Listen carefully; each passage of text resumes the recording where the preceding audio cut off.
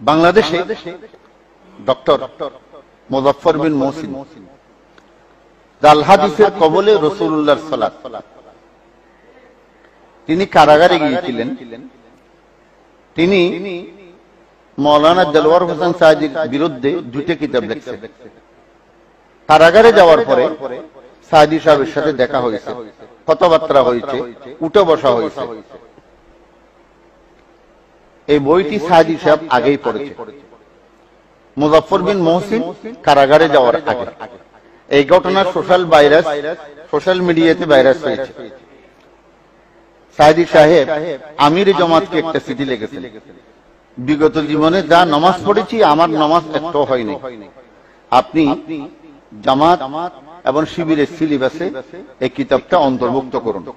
আল্লাহ যদি আমাকে কোনো সময় যদি কারাগার থেকে বের করে, আমি আমার মৃত্যু পর্যন্ত শুধু একটা বিষয়ের উপর ওয়াজ করে যাব, যেটা হচ্ছে সালাতের উপর। মুজাফফর বিন মহসিনকে দেখার পরে জড়াইয়ে ধরে তারা দুজন বন্ধু হয়ে গেল।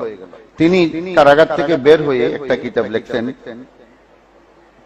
তাকে যেমন দেখেছি, বাস আর বলবো না, তাকে যেমন দেখেছি। এই কিতাবটা আমি দুইবার পড়ছি। সেই প্রত্যেক আলেমের ভালো দিক আছে, ভালো খারাপ দিক আছে।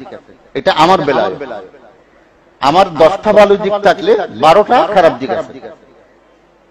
কিন্তু তিনি এই কিতাবটা লিখতে গিয়ে আমানতের খেয়ানত করেননি। প্রতিটি শব্দ হাদিস দিয়ে, দলিল দিয়ে তিনি সাবিত করেছেন। এই জন্য আপনি দুনিয়া থেকে চলে যাওয়ার পর আপনার ছেলেদের জন্য একটা সম্পদ রাখবেন। এই সম্পদটা হচ্ছে নামাজের এই বইটা বাড়িতে যা পারেন 10-20টা কিনে রাখবেন। যে কোনো মানুষ যখন মেহমান আসবে একটা ধরিয়ে দিবেন। এই কিতাব পড়ি তার জীবনে যদি নামাজ পরিবর্তন হয়, আপনি তার নামাজের কিয়ামত পর্যন্ত সওয়াব ওই লোকটার নামাজের অর্ধেক পেয়ে যাবেন।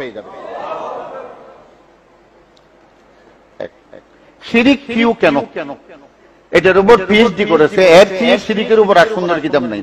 ডক্টর মোজাম্মেল আলী তিনি আর ডক্টর আব্দুল্লাহ জাহাঙ্গীর সাহেব একই ইউনিভার্সিটির, উনি প্রধান, আব্দুল্লাহ জাহাঙ্গীর সাহেব ছিল তার সহকারী।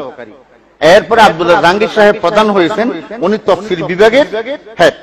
এগুলি কোন আবার ফটিয়াহাট দারি মজদার ওস্তাদের মতো না, কারণ কুষ্টিয়া বিশ্ববিদ্যালয় আরবি, এরা ডক্টর। উনি পিএইচডি করেছেন মদিনা ইউনিভার্সিটি, রিয়াদ ইউনিভার্সিটিতে। শিরিক কিও কেন, এই কিতাব না পড়লে শিরিক বুঝে আসবে না। কথাটা বুঝেন। ومن أحسن قولا ممن دعا إلى الله وعمل صالحا وقال إني